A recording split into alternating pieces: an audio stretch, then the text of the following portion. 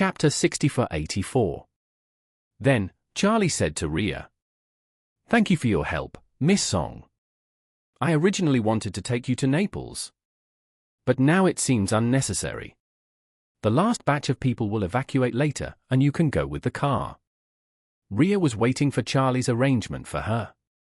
She did not want to leave with these people and go to an unknown place.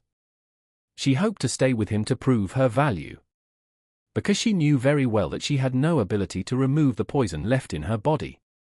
And she could only hope in Charlie. However, if she had no value to Charlie, he might not have the motivation to help her. A year will pass in the blink of an eye. If she didn't get the antidote, she would surely die in a year. So, when she heard Charlie ask her to evacuate with the others, her mood instantly plummeted. She was afraid that Charlie would just ignore her. Now her cultivation was sealed. Her freedom was restricted. And there was a time bomb of poison in her body. Once he abandoned her in a corner of the world, she was afraid that her life would be over. Charlie saw the struggle and depression in her expression, and said, "Miss Song, everyone who has set out does not know the destination they are going to. It is not intentional to conceal it. But I am afraid that some people will encounter some accidents on the way. Once the destination is leaked to the warrior's den, it will not only affect these more than 10,000 people, but also the thousands of people I sent there from Cyprus before.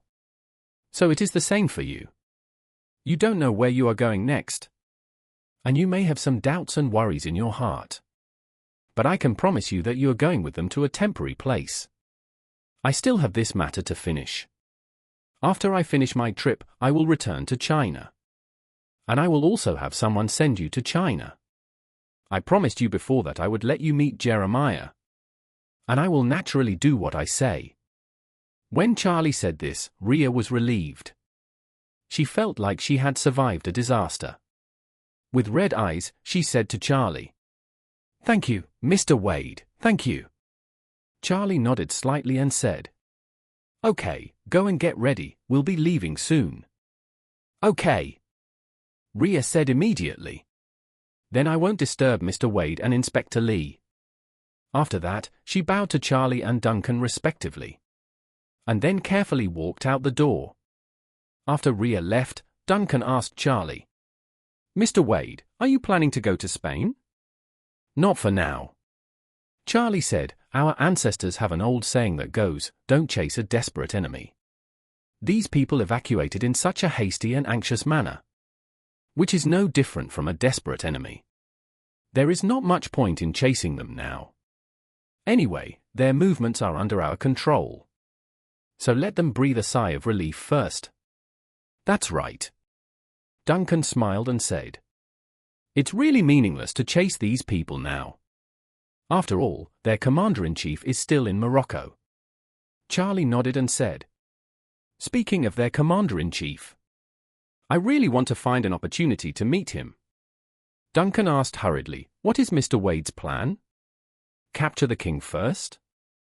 Charlie smiled and said, "There is no point in capturing him. But I can lend him to Wu Feiyan to put some eye drops on him." Then he asked Duncan, "By the way, Inspector Lee, do you think the factory director will come tomorrow?" Duncan said, "Tomorrow, or the day after tomorrow at the latest." "Okay," Charlie said. "Restore this place and clean up the scene before the last group of people evacuate. The two of us will stay here and find a hidden place to wait for him."